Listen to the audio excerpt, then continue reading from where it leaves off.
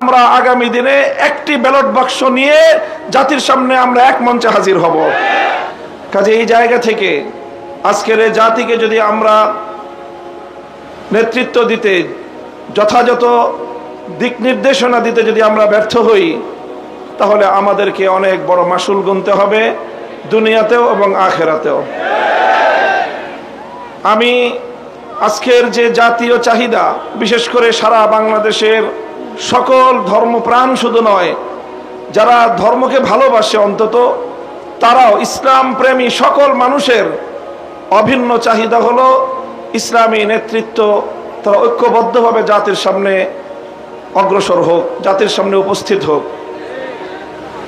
আমি আমার দীর্ঘ যে পর্যবেক্ষণ বাংলাদেশের ধর্মীয় এবং রাজনৈতিক অঙ্গন নিয়ে, সেটা আমি দেখি যে বাংলাদেশে আমরা আলহামদুলিল্লাহ ইসলামিক দৃষ্টিকোণ থেকে আমাদের পার্শ্ববর্তী উপমহাদেশের অন্যান্য দেশের তুলনায় আমরা অনেক সহনশীল একটি জায়গায় রয়েছি।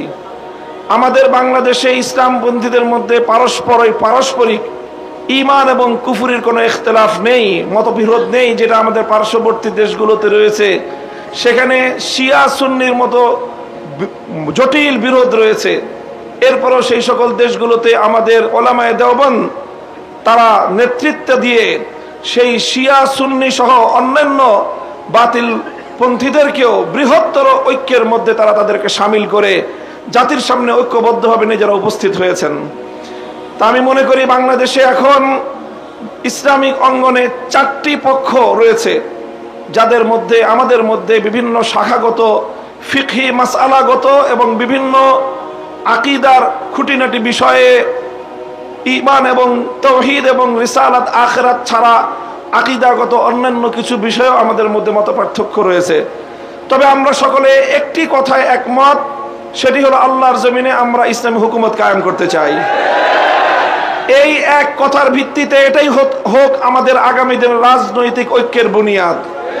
যারা যারা আল্লাহর জমিনে কোরআনী শাসন কায়েম করতে চায়, তারা আমরা আগামী দিনে একটি ব্যালট বাক্স নিয়ে জাতির সামনে আমরা এক মঞ্চে হাজির হব।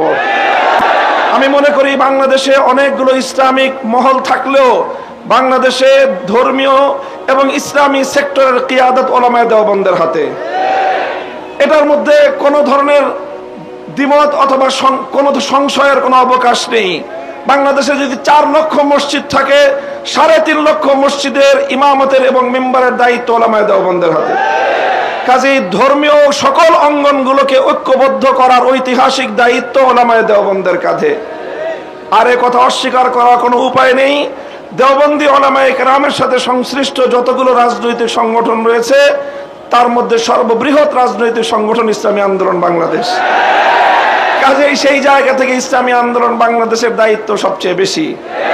আলহামদুলিল্লাহ, আমি সাক্ষী দিচ্ছি লাখো জনতার এই মজমায় আমরা হযরত পীর সাহেব চরমনায় সৈয়দ রেজাউল করিম সাহেব হাফিজাহুল্লাহর মধ্যে সেই উদারতা এবং সেই আন্তরিকতা আমি প্রত্যক্ষ করেছি, আমি সাক্ষী দিচ্ছি। এজন্য আমরা আশাবাদী আগামী দিনে ইনশাআল্লাহ আমাদের ঐক্য প্রতিষ্ঠিত হবে। এই জন্য আমাদের যেই কথা আমরা একমত, সেটা হলো আগে আমাদের ওলামায়ে দেওবন্দের নেতৃত্বে যে সকল রাজনৈতিক সংগঠনগুলো পরিচালিত হচ্ছে, আমরা আমাদের মধ্যে আমাদের ঐক্যকে আরো সংহত এবং মজবুত করব। ইতিমধ্যে আমির হেফাজত আল্লামা শাহ মুহিবুল্লাহ বাবুনগরী হাফিজাহুল্লাহর পক্ষ থেকেও আমাদেরকে সকল সংগঠনকে এই দাওয়াত দেওয়া হয়েছে। কাজে ইনশাআল্লাহ আমরা আশা করছি যে অদূর ভবিষ্যতে অনতিবিলম্বে আমাদের ঘরানার সবগুলো রাজনৈতিক সংগঠন আমরা সীসাডালা প্রাচীরের মতো ঐক্যবদ্ধ হব।